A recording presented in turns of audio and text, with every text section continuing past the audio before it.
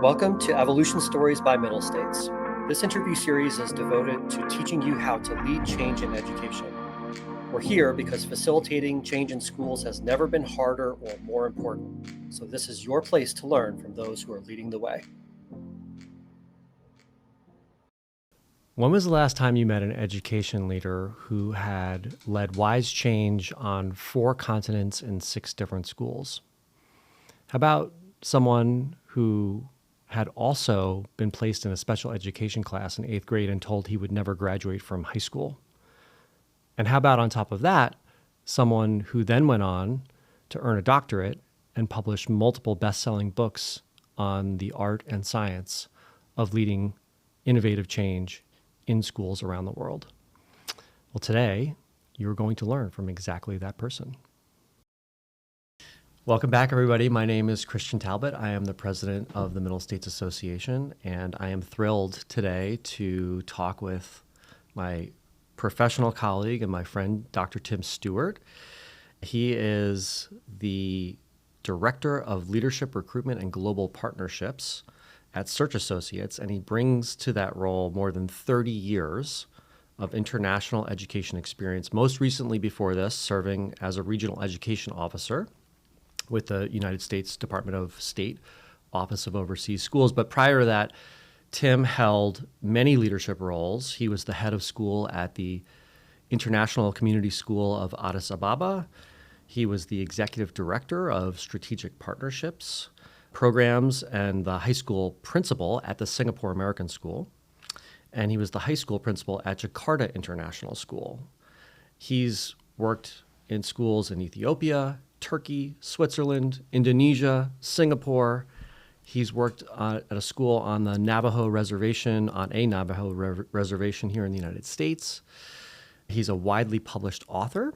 His works include, and this is just a few of them, PLCs, Professional Learning Communities at Work, and the IB Primary Years Program. That's the most recent book, I believe, right, from 2022. And prior to that, Personalized Learning in a PLC at Work from 2018. And so, Tim, I am so happy to have you here. Welcome to Evolution Stories. Great, thanks, Christian. It's great to be here. So let's start at the beginning. What drew you to education? Yeah, I actually have to go quite a ways back and it actually started in this area in Philadelphia. When I was 4 years old, my parents immigrated to France. And so I was kind of thrown into the French school system. My mother tells me that within a couple of months, I could no longer speak English. Our whole family just moved entirely into French. I was educated in the French language, et cetera, French schools. And then my dad was doing doctoral studies in Philadelphia. So we came back for 1 year to the Philadelphia area. And I was kind of brought to the public school right outside of the city here. And they didn't know what to do with me. I was in grade 8 and a little American kid who didn't speak, read, or write any English. And so They had no idea what to do with me. So they gave me an IQ test. And the irony there is that the IQ test was actually developed in the French language, but they obviously gave it to me in English, which I did relatively poorly on, confirming my sister's suspicions of my intellectual acuity. I tested educable mentally retarded at that point, and which qualified me to move into a special education classroom, a self-contained special education classroom. One of the first exercises they had us do was they gave us a plaque of wood and a wood burning pen and had us write our name and special education, which was written on the board. And then we drilled holes and we put a little rope and we wore that plaque every time we walked out of the classroom, and so that we wouldn't get lost. And that series of events, which I spent my entire 8th grade in the self-contained special education classroom, led me to develop ideas about who I was as a learner, who I was as a person, identity, and then subsequently started to understand what labeling did for kids, the negative impact, identifying needs, positive, labeling, bad. That led to a whole series of events where eventually I learned how to read and I learned how to speak. But when I was in high school, I was probably reading at a 3rd grade level when I reached high school. third, fourth grade level. And my English teacher told me that I would never graduate from high school, never pass his class, graduate from high school, or go on to college.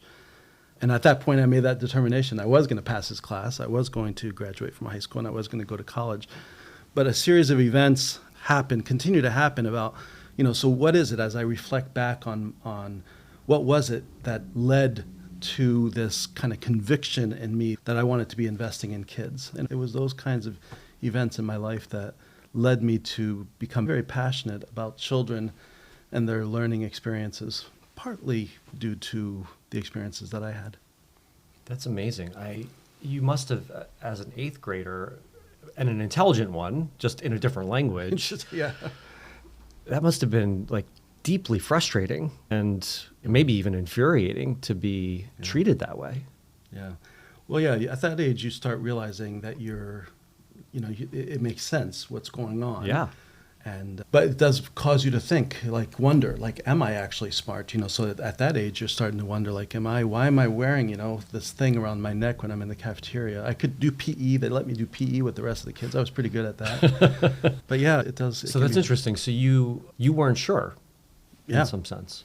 Well, because I couldn't speak or read or write English, right? So in that context, I wasn't very smart. I mean, I was struggling. Yeah. That's amazing. Wow. So, I've had a chance to talk with you on several occasions in the last few years, and maybe a good place to start when we move now into kind of your professional career is to level set things for people around what it means to be a regional education officer, because that's the context in which I was first introduced to you. I think our audience knows what it means for somebody to be a head of school, to be a high school principal, maybe even an executive director of strategic programs, but probably not a lot of people necessarily understand the REO role. So what's the briefest way to explain that? Yeah, well, the REO, the Regional Education Officer with the U.S. Department of State, is the person who serves as the liaison between the U.S. government and specifically the State Department, and all of the diplomats that are serving the U.S. overseas, and the schools that those children attend, right? So if you're in Singapore, you're a diplomat in Singapore, you're sending your child to one of the 10 different international schools. There are specific schools like Singapore American School that is a U.S. Department of State assisted school, and we serve as the liaison. In some ways, we're auditors. We're making sure that these schools are high quality, that they're accredited, that they have a curriculum that aligns with an American-style curriculum. And then we also have resources available to us that when a school is saying, hey, we'd like to improve our special education program, and we have resources that help schools do that as well. So they can apply for grants, and we provide grants to these schools to help them become the school that they would like to be. So the Regional Education Officer, we're all kind of retired or former heads of school. And my region my first region was Africa. So I supported all the schools, all these American schools in Africa. And then I moved to Western Europe, and my territory was Western Europe. Yeah. When I started at Middle States 3 years ago, a little more than 3 years ago, I had never even heard of this. Although ironically, one of my best friends is a now retired Foreign Service officer and had sent his kids to assisted schools throughout his career. And so I knew about it probably without realizing it. Yeah. And I feel very fortunate that you were our REO assigned to Middle States when I started, because pretty quickly there were issues that we needed to address with schools that we accredit on the continent. And I remember conversations with you very early on, and it was really important to me that you had been a former head of school, that you had been a head of school, that I had been a head of school, and that we were approaching the questions about challenges in these schools, often related to changes in the schools, changes to the head of school, changes in the board, changes in the political environment that affect whether you can talk about certain issues at a school. Yeah. And knowing that you, and I think it's fair to say your colleagues, didn't approach that work bureaucratically. No. You approached it as a head of school, really. That's right. In a lot of ways. That's right. Yeah. Yeah, we saw ourselves as consultants, as advisors, as a lifeline to some of these heads of school and schools that are often isolated, particularly in places like Africa. Yeah. So during that time as an REO, What were some of the biggest challenges around either creating change, if you were interfacing with like a head or a board that was trying to create positive change, or responding to change, which was probably way messier, especially when the board and the head were in conflict? Yeah. Yeah, there were quite a few challenges. There are several that come to mind. One was that international schools were often created based on colonial type of principles, and they became very elite, selective organizations, selective schools. And so you had to come from a certain country, you had to have a certain income, you had to have the desire to go to university in North America. Those kinds of things became very selective, hyper selective, I would say. And the schools became kind of your quintessential, university prep school. And I think, and maybe back in the day when foreign service officers were going overseas, there was criteria like, okay, well, you probably shouldn't go to that country because we're not going to be able to serve your child, or your child's not going to be welcomed or admitted into a particular school. And I think one of the biggest challenges that we were trying to deal with or promote was this move from a hyper selective kind of environment to a more inclusive community school model. And that's a massive shift for schools that have seen themselves as all that. Yeah. And they see themselves as admitting only a certain type of child that has a certain type of profile.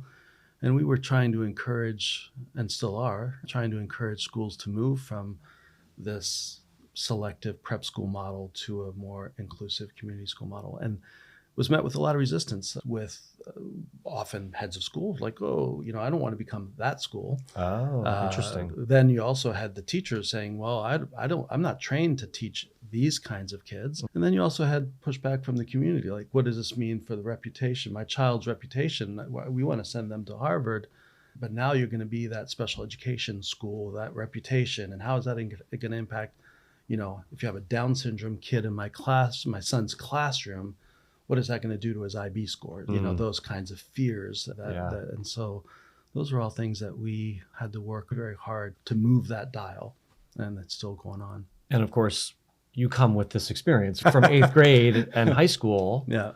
So how did that must have shaped the way that you had these conversations? Oh, yeah.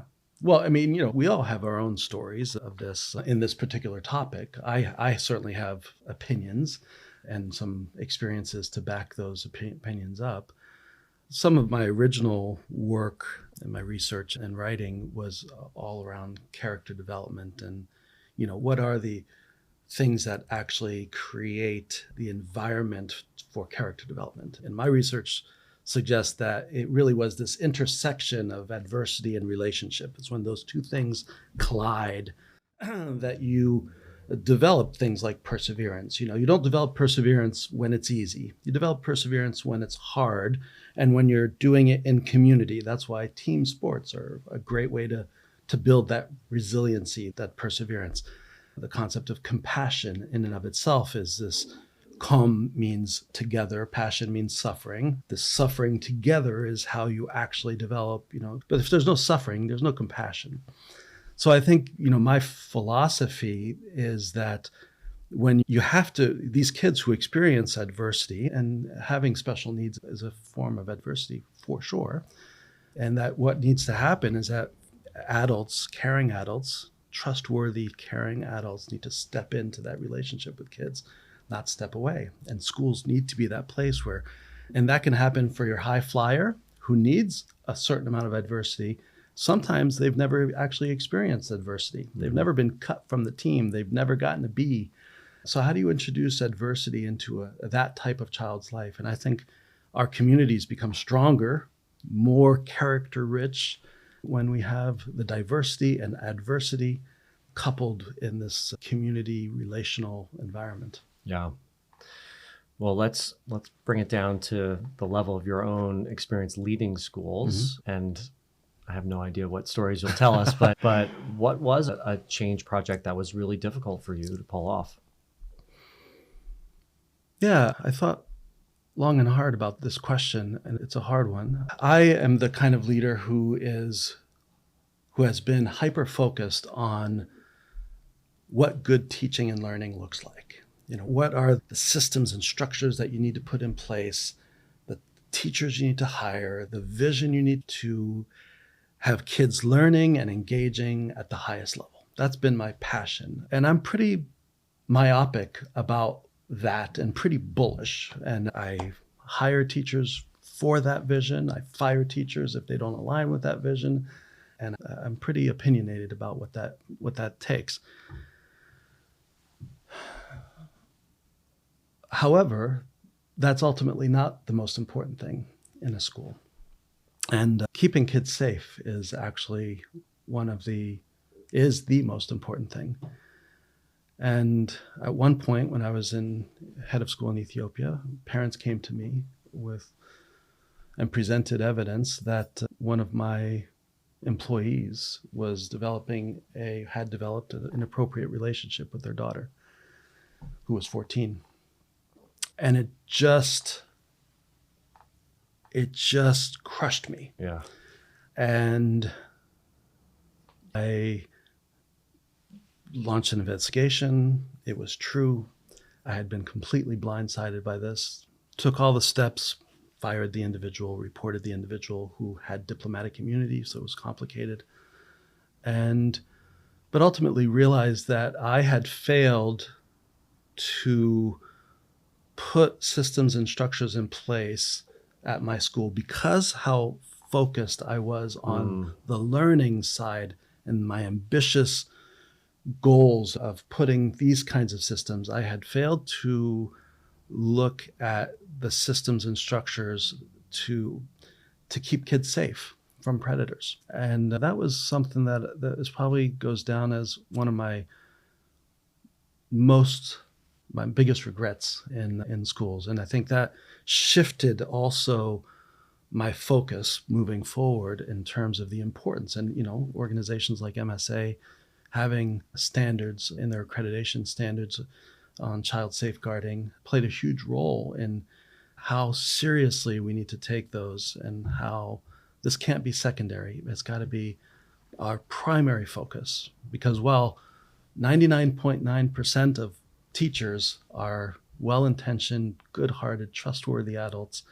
We also know that schools and hospitals and orphanages attract predators, and they are in our schools, and we've got to take that seriously. So, Tim, that situation is just profoundly troubling on lots of levels, right? And I'm sure the regret that you expressed must have had something to do with that kind of myopia that you described earlier. What was the moment when you realized something was profoundly wrong about your approach, not about the situation from a plot standpoint? The light bulb went off for you, geez, not that you caused the problem, but you focused too much somewhere else. Yeah, I think it's multifaceted, obviously. Upon self-reflection, I have a deep belief in teachers and a trust. And I also, because of my research and writing of the past, I believe that teachers in relationship with kids is a good thing, right? We want teachers leaning into that relationship. We want teachers knowing these kids, knowing their nicknames, knowing when they have a good day and when they have a bad day. Those are the things that actually have a huge impact on learning. And so I'm forceful on that. I want my teachers to lean in. And so I saw that as a good thing. In fact, this particular teacher was one of my rock star teachers. Wow. I would put him on a pedestal as one of the most engaging and relational teachers that we had. But we didn't have any systems and structures. And so in retrospect, there were clues. There were things that were happening that people were seeing that was just a little off. But we didn't have any system for that person to tell somebody, to report it, to say, I don't know if I just feel awkward or awful or I don't know about this. I need to tell somebody. We didn't have that in place. Yeah. And so that was a failure in our structure, in our system, that didn't allow for people to have a safe place to report icky behavior that they were seeing. And I was completely blind to it. This is really resonating for me because I went through almost an identical situation when I was ahead for the first time. And like you, have incredibly strong beliefs about what makes for great teaching and learning environments. I look for those teachers who are going to develop those strong positive relationships with kids. We know that learning happens when kids are known for who they are and cared for who they are. So that seems like just like an obvious precondition, right? And it would never occur to me. Why would an adult do anything to harm a child? And we had, when I was at Malvern, we had a very public situation where someone was, attempting to prey on one of the students. And it was just such a shock to me. And like you, I had that moment of epiphany where I was like, doesn't matter what your good intentions are. And it doesn't matter how strong your vision is as a leader if there are no systems in place to protect everybody, really. It's not just the kids, it's also protecting the adults, because one of the second order effects of the situation at Malvern, I don't know if this was true for you in Africa too, but was that the other adults felt under attack sort of by proxy, like, well, who else here is a bad actor? And none of them were, but it's not unreasonable for the parents when they find out about something to say, well, what else is going on that we don't know about? Oh yeah, we had all kinds of challenges within the context. I had members of the community who wanted to blame the child, that the child was obviously coming on to or flirting with or leading the teacher on. And, so there was that kind of, and that was some cultural aspect to that as well. And so we had to educate our community about boundaries, about what is appropriate, what's not appropriate. And we kind of had to start at zero. Maybe one more question on this, Tim. And I'm thinking about this moment of realization for you. And I'm thinking about what it means to be a school leader and to need to have a sufficiently strong ego that you can name a vision, that you can inspire people to want to pursue that vision, that you can be clear about what great looks like and what your standard is that you expect. And then at the same time, whether it's for a dramatic reason like the one that we've just been discussing or a different reason, to have to say I was wrong or I didn't meet the standard. That's a really challenging dimension of leadership, I think. Yeah, it's fascinating. I was just being interviewed for a conference that I'll be keynoting at in India. And they asked me, what are the two characteristics of a great leader? And I said, confidence and humility. You have to be confident enough to know what you believe about kids, about learning, about safeguarding, about all kinds of different issues. You need to know your stuff. You need to be confident about that. But you also need to be humble enough to know that you can't do that by yourself, that you need a diverse team of colleagues and leaders to surround you. And you need to know that you're going to make mistakes and that you're going to sometimes make the wrong decision. I often say, I'm making this decision based on the evidence and information that I have right now, but I reserve the right to change my mind. I reserve the right to say, I think I was wrong. And I think that those are super important characteristics of leadership in today's world. I try to tell my colleagues at Middle States that I have very strong opinions, but I try to hold them as loosely as possible. I try. I'm not always successful, but it is, I think, critical to be equally confident and humble. And it's not hard. It's not easy to do that. That's a really hard thing.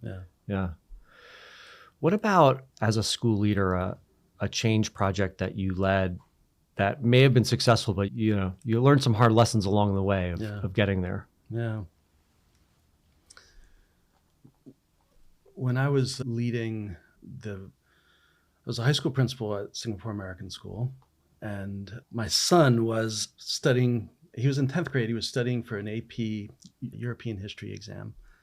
He had brought all of his friends over and they were having a sleepover. All these kids who were like all in 10th grade taking this AP European history class, super smart, super bright. They had all studied throughout the night, and I got to breakfast and I said, hey, can I ask you a couple questions? Like, absolutely, And I said, so what would have happened with the relationship between France and the United States if France had never had their Revolutionary War? It's a great question. And they looked at me. One kid actually picked up his textbook and starts flipping through mindlessly through. Another kid says, Dr. Stewart, I don't think that's going to be on the test. I said, no, I don't think it's going to be on the test, but give it a shot. And I realized at that point that these super bright kids, one of them, my son, was not equipped. They weren't equipped to answer a what if question. They didn't have those critical thinking skills that were necessary to actually navigate something more concrete than a multiple choice question. And I read this book, Dr. Tony Wagner, who inspired me. And at the end, he says, if you're challenged, it's all about 21st century learning skills, et cetera. He says, if you're wondering, if you want to see some of these schools that are actually doing this kind of stuff, here's a list of some schools in the back. And so I'm like, okay, I'm going on a trip. I brought a colleague, went on a road trip, ended up outside of Boston, actually Providence, Rhode Island, the Met School in Providence, Rhode Island. And I walked in and I was kind of this arrogant principal from this school that is all that. Right. And I had this vision of what schools look like and what good, and all that. And I walked into the school. I couldn't even figure out who the teachers were. They're all just all over the place. People were just hanging out. It looked like it was just a massive cafeteria with kids just kind of. Finally, this guy, walked up to me and says, oh, I'm the head, facilitator, whatever he called himself. And we were there, had an appointment. And he says, well, just, go ahead, walk around, talk to kids. I'm like, well, no, where's your PowerPoint presentation about, what you do? And so I'm like, okay, I can do this. And I walked up to this group of kids, this 3-4 kids sitting there. I said, so what are you working on? What's your project? And this one young lady said, well, I'm studying women's hips. And I said, okay, tell me more. She said, well, I'm studying women's hips, and I'm looking at it from a biological perspective and the changes that happen in women's hips when they're, reaching puberty and different shapes and how that impacts the different angles in the knees, and that results into a lot of sports injuries. So I'm looking at it from a biological perspective. I'm looking at it from a physics perspective and there's various angles and pressure points and, all of that. I'm also doing a comprehensive lit review of how women have been portrayed throughout history because of their hips and the psychological impact that has had on women's psyche and how they see themselves. And every other day I'm working at a sports doctor's and I want to be a sports surgeon, she had all of these things that she was doing with this one project. She was looking at biology and she was looking at physics and psychology and literature, history. And then she had this practical application. And I thought to myself, we're in trouble. I'm leading a school that I don't think I have one kid who could do that. I don't think I have one kid in my school that could actually articulate learning through a real world research project like that. And that launched in my mind I became very myopic about, what is it? Here we are at this amazing school in Singapore. What is that next level of learning? And I launched research and development projects and trips. We started visiting schools with teachers. We brought it all down, distilled all this learning down to several really salient points. And one of them was this notion that that learning how to learn was ultimately the single most important thing in schools. It's not what you're learning, it's learning how to learn in whatever context it is. And that learning is becoming increasingly, and it has to become increasingly personalized. And students have got to have agency over their own learning, and they've got to know what the learning process is. And that's what we should be focusing our attention on. And so that became something that I became very passionate about. I ended up leading those initiatives at Singapore American School for multiple years, and then took some of those learnings when I went to Ethiopia. And the problem was that it takes a completely different mindset of what it means to be a teacher. And you have to go from this, I am in possession of the knowledge that I am going to impart to kids, to I am going to be a facilitator helping you learn how to learn whatever the concept is, even if I don't know what the answer is. And that's a completely different mindset. So that was one of the biggest challenges. The other one is that at that time, we didn't actually have the technological tools to actually do it well, right? And I think what's exciting to me about the introduction of AI and other resources is that I believe we are now in a position where we are going to be able to not flip the classroom, but flip schools and put the child at the center of their learning experience with all of these resources that are available so that they can actually personalize their journey, learn. Literally, I can hear Lev Vygotsky rolling over in his grave with joy, saying the zone of proximal development is alive, like it's happening. It can happen now because we can actually place the learning target at exactly the right distance to the child, and that there's this law of attraction, and kids are going to be engaging with this learning because it's tailored and specifically tailored to them. So that's super exciting. It was super frustrating. And yeah. So go back to the moment when you're at the Met and it sounds like this light bulb goes off for you, Yeah. right? You see what's there in front of you, but you're working at a school that is still today considered one of the elite schools in the world. That's on the other side of the world. They are not seeing what you're seeing. That must have been very difficult to try to translate that for colleagues who had not been in the room with you. Yeah. And I could even imagine, I'm guessing, that there might have been some degree of kind of like antibody resistance to the idea that anything that was happening outside of Singapore American School might have been better. Yeah. So what was that? What was that like? Well, it was interesting because I was there with one colleague, and his name was Tico Ohms. And on our flight back to Singapore, I said, Tico, we're doing this. And like literally, this is the end of the year. This is like April. And we're like, we are designing a personalized project course, and you're going to teach it.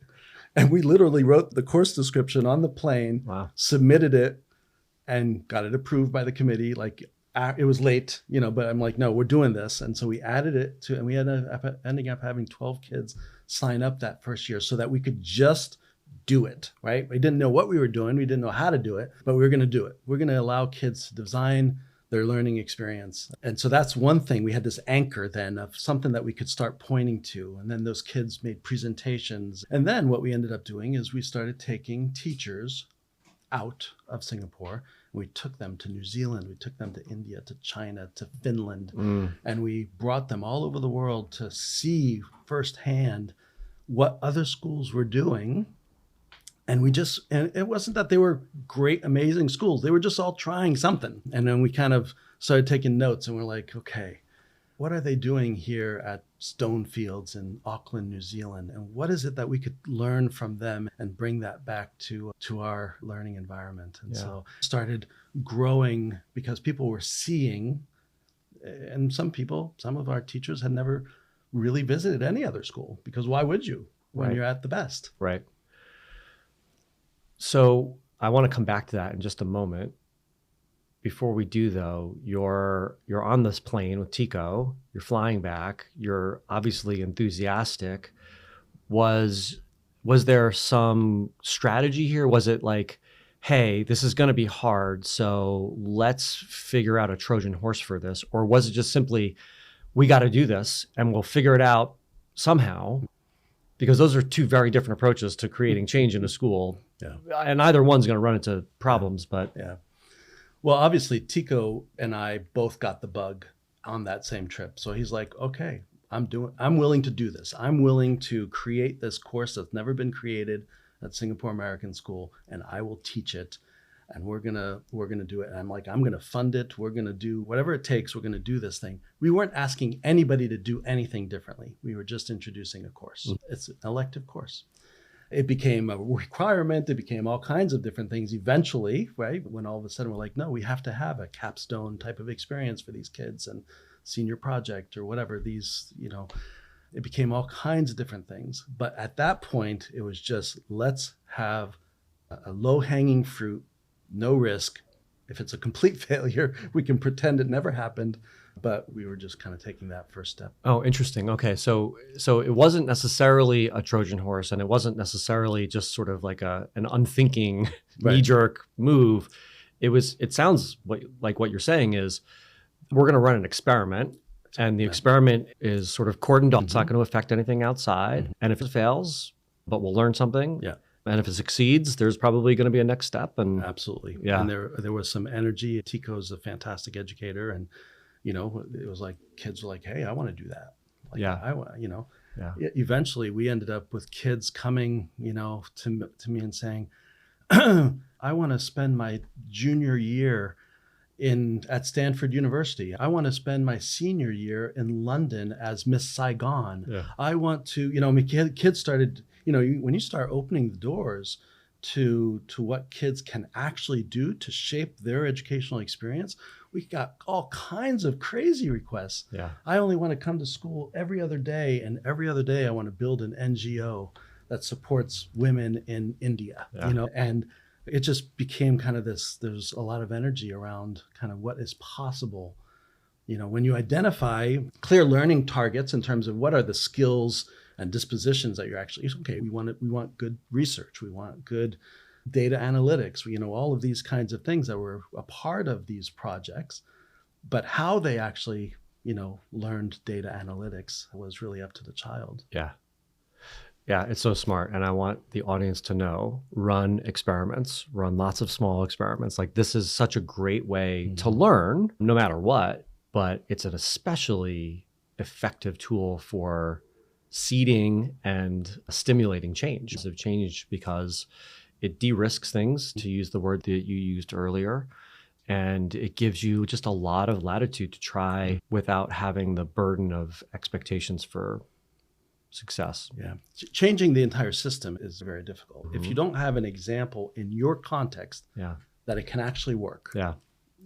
And that's a great segue to what I wanted to come back to. So you mentioned subsequent to this trip to the Met, you started bringing other teachers on trips. Were any of those teachers reluctant or resistant to go on those trips in the first place? Were they excited? Was this sort of like a paid vacation for them? Yeah, it started off, obviously, if you're saying, hey, we're going to go to New Zealand and Australia for 5 days, and we're going to visit 10 schools, teachers love that kind of stuff. They felt like it was an honor, and we had an application system, they apply, we were vetted, and we didn't know how many of these we were going to do at first, and I ended up visiting over 100 schools during that process. And it then expanded from the high school to the middle school to the elementary school. So the whole school ended up going on these research and development trips. It kind of became a thing to do. And one of the, people coming back and saying that was the best learning. As you know, when people visit, schools for MSA accreditation visits, the learning that happens is huge. Yeah. So we were doing that, 5 different schools or 10 different schools in 1 week. It's massive, the amount of learning that happens. So that also generated a lot of energy and positive. People love the trips. They love the learning. And then we created a task force, and we started, analyzing what are we actually seeing and how are we going to get from here to there? Where do we want to go? Became kind of a whole strategic plan process. That's the hard part. Yeah. When all of a sudden we're saying, okay, we are the largest AP school outside of, the United States. What does that mean to our AP courses, as a culminating factor? So we introduced these courses called AT courses, advanced topic courses, that were more project-based, even that were even a step beyond APs. We were saying, okay, let's do ATs that are above AP Bio. Let's do. Was that intentional, using like 2 letters? One starts with A You know? Well, that was actually something we stole from a school outside of New York that had kind of gotten rid of all of their APs and introduced these courses called ATs. And a lot of schools are actually moving in that direction because they're recognizing that the IB or the AP, they're quite restrictive in terms of the types of curriculum. And so can we do something better with this group of highly intelligent, motivated teachers? Can we design something that's more relevant, more project-based, more authentic? And the answer was yes, we could. And so we started doing that. I mean, that resonates so much for me and actually connects with something you said earlier. What I'm hearing you say, whether it was, deeply intentional or you just stole a good idea from somewhere else, is this idea that people have their thinking anchored in AP in this example. And what you were able to do by virtue of showing them an experiment that you ran, that Tico ran, by taking them on visits to see great personalized project-based learning elsewhere. And then third, by replacing the P with a T from AP to AT. It's almost like that, the use of those two letters, AT, advanced topic, and even the word advanced, right? That it's a hook in someone's head that they can say, oh, okay, like advanced placement is one thing. Advanced topic is almost like a whole nother level. We're going from, good to great here. Yeah. And you said something earlier that I want to connect that to, because I think this is also really fundamental to how change happens in schools. And you described the moment you entered the classroom at the Met as a moment in which you couldn't quite tell where the teacher was or who the teacher was. Exactly. And then you used the word facilitator. And that sounds like a really intentional word choice too. Like, we're not going to call folks teachers. We're going to call them facilitators. Maybe we'll call them guides. Maybe we'll call them coaches. Yeah. But the use of language, the intentional use of language, can be really powerful in catalyzing change. I mean, by itself, it's not going to do something, but if it's attached to a vision, so that's what I hear you describing. Yeah, absolutely. And there are schools that were really challenging our status quo with this kind of language, and that's a hard shift. Teachers love being teachers. They don't like not knowing. Like, how can I teach a course that I actually don't know everything about? And it's a very vulnerable thing for a teacher to move into that space. Yeah, totally. Well, one more thing on this topic, and then I want to ask you about your definition of successful change and failed change. But this technique, I mean, that's really what I would call it, of bringing people to other places to see what's possible, even just simply to see what's different. It may not necessarily be better, but it's just different. Yeah. I know that there are some consultancies like an IDEO or an SY Partners that will take executives from companies and bring them on, they call them seeing tours, from adjacent industries or sometimes totally different industries as a way of helping unlock people's thinking about what's possible. And it sounds like I'm not sure that the change at SAS would have happened without your doing that. I don't think so. I think it was absolutely necessary for groups of people to go and see something different and have that thoughtful, reflective process afterwards, saying, where was that nugget? What did we see that would be like, absolutely not, we would never do that, would never work in our context? Or if we did this or did it this way, this actually could be something that would make our school better. Without seeing it, I don't think it's possible to do the type of change that's necessary in schools.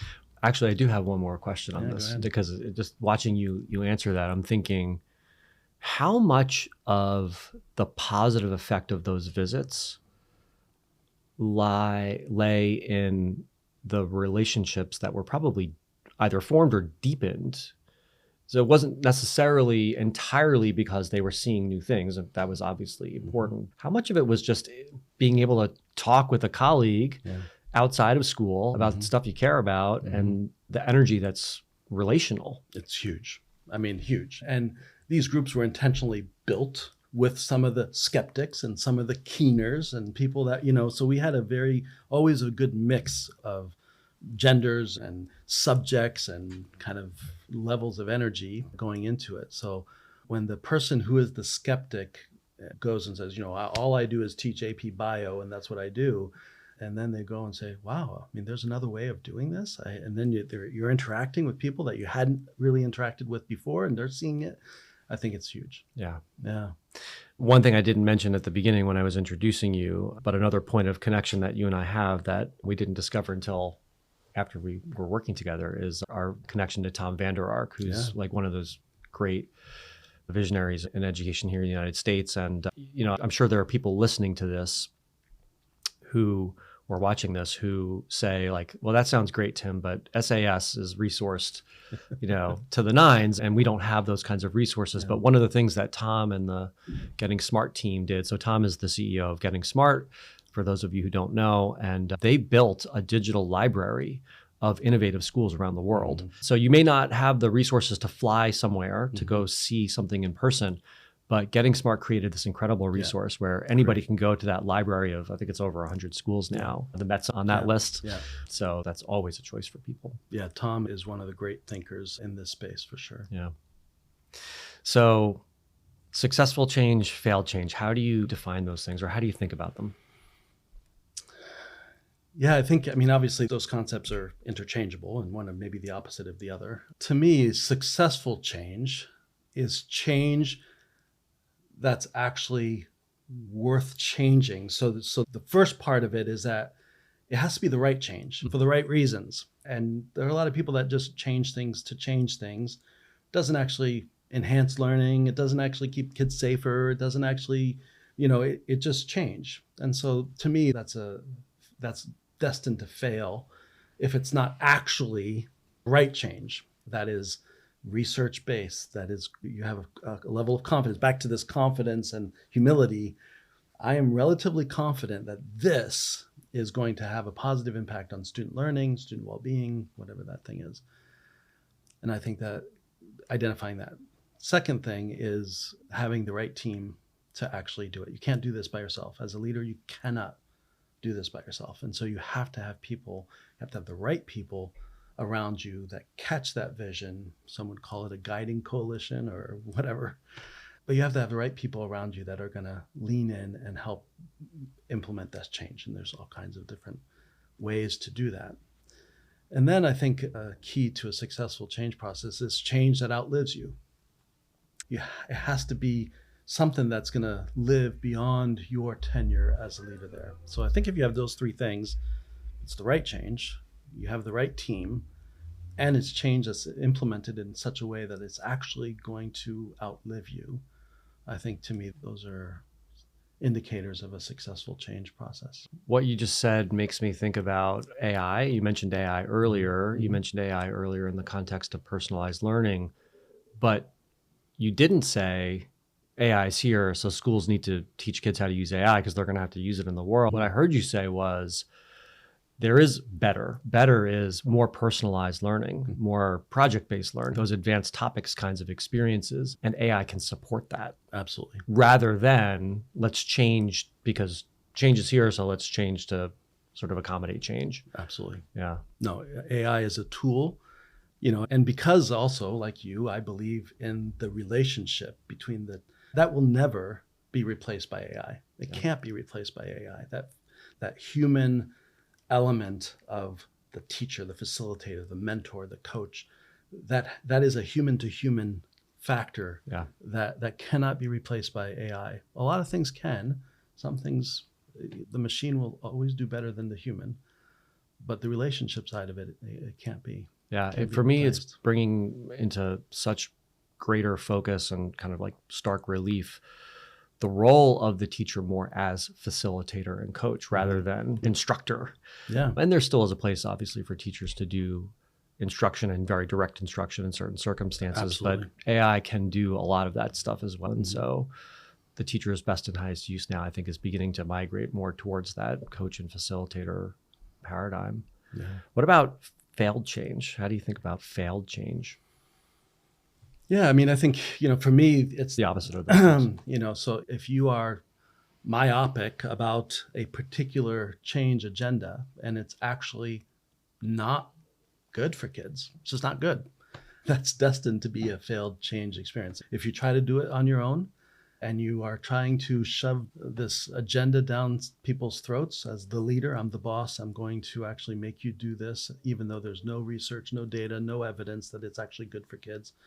the minute you walk out those doors, that initiative's dead. Yeah. And so I think those would be kind of the exact opposite, mirror opposites. Yeah. Tim, this was a great conversation. It's a Thank pleasure. you. Thank you for sharing your change leadership wisdom. Yeah, thank you, Christian. All right.